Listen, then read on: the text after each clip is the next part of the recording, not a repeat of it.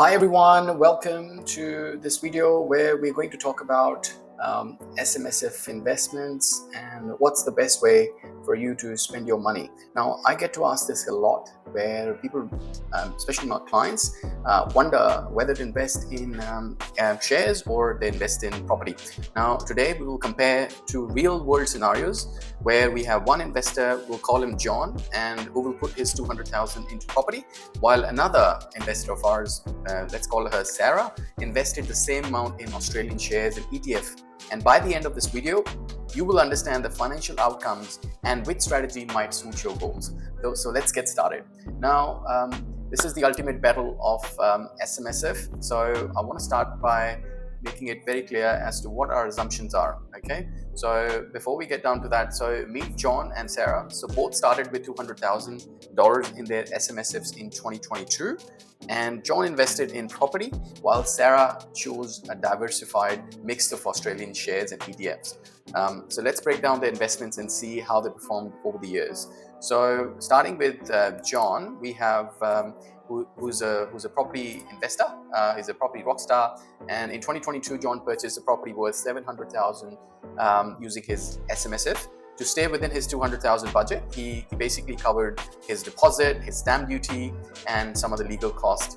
And this actually left him with no additional cash reserve, which we generally don't recommend, but that was his situation, and he borrowed, let's assume, $500,000 at an interest rate of 6.5%. Okay, so to make it, to give you a summary of how his investment property performed, his rental income from the property was somewhere in the range of 4.5 gross rental yield, which sits at about 31,500. And further, we have the increase on the rents sitting at about 3% annually.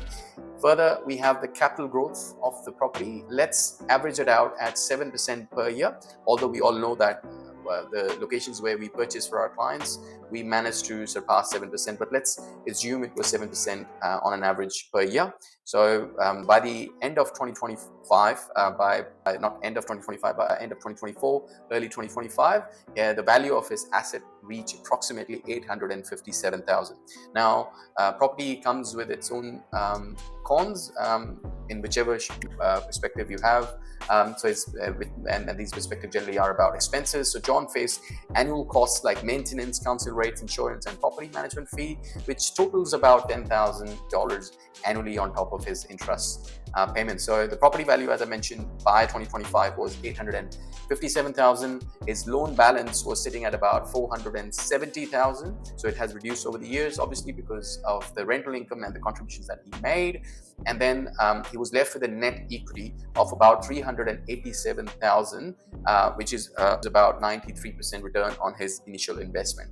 So cash flow wise, he initially was in negative due to high interest rates, but they turned neutral with the rents increase and also with some bargaining with his bank, where he managed to reduce his interest rates as well.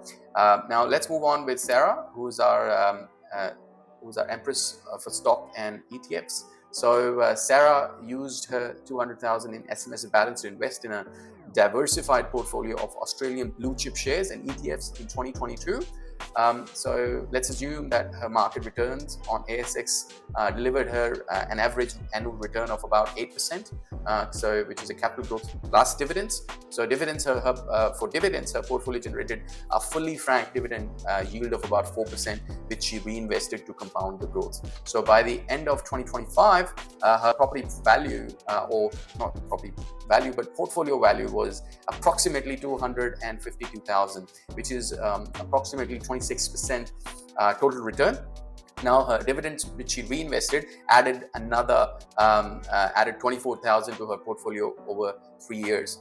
And with regards to the liquidity, Sarah's portfolio remained highly liquid throughout. As we know, that shares are highly liquid compared to property, so this is one of the advantages that she had. Moving on, let's do a head-on-head comparison between John and Sarah. So as I mentioned, their initial investment was 200,000 and both on property and shares. And the final value at 2025 is 387,000 worth of an equity for John. And from a shares and ETFs perspective, Sarah is sitting at about 252,000. Now the rental income from the property for John was sitting at about 31k, and for Sarah it was, because of her dividends, which is sitting at about 8 to 9k. So but as we all know, that property is not a highly liquid asset, so the liquidity is very low. If you are looking at really looking for an early exit, property may not be the best option for you to park your funds. But in the case of Sarah, because she invested her money in shares and ETFs, it was highly liquid. Now the risk was, from a risk perspective, John was subjected to interest rate sensitivities, so which was quite a volatile sort of space to be in if you don't know if you are to make a decision in this market. But in terms of shares and ETFs, it's a higher volatility compared to property. So from that perspective, Sarah was subjected to a lot more market volatility. So as in summary, what we can say is John's property investment outperformed Sarah's share primarily due to leverage. So as you know, in investments, the best thing, especially in the case of property, is that you can leverage the bank's money and use it to club it with your own cash and buy something much bigger. And the growth that you generate out of the asset is not just on your cash element, but it's on the entire property value. So that's where he was able to control a larger asset base using the borrowed funds. So which strategy is right for you? It just depends on your goals and risk tolerance. So if you are looking at property investments, I would say they would suit you if you're comfortable managing tenants and property expenses, and you want to take advantage of leverage to amplify returns. So if you're in a position where you can take loan from a bank, your serviceability allow you to take loan from the bank, leverage becomes a no-brainer. And lastly, you're investing in long-term capital growth and steady rental income, which is again a no-brainer and gives you an advantage or an edge over shares. Now compare that to shares and ETFs. They suit you if you prefer liquidity and diversification across industries. So for example, I've invested some of my money outside property on areas that I'm interested in. For example, tech, property, energy, utilities, etc. So you have that option to invest your money in different industries, and you don't have to really park your funds in just one asset type. So this is a big plus that comes along with shares and ETFs. And further, you want minimal hands-on management. So if you want to invest your money and forget about your money and you want to focus on other things, shares and ETF tends to become a lot more manageable versus property. Although if you have a good property manager and you have really got a low maintenance property and you've got a good tenant, these risks can be minimized even with property, but there are still some additional risks and issues when it comes to property versus the shares and ETFs. Lastly, if you're okay with market fluctuation for consistent dividend income, and in that case, shares and ETFs becomes your best preference. So both the strategies have their merits. Remember to consult with a financial advisor before making any decision with your SMSF investments. If you found this video helpful, please hit the like button and subscribe to my channel. And with more videos, I look forward to help you guys and bring a lot more of these topics out there and discuss it with you. Thanks again, and hope you have a great day. Bye for now.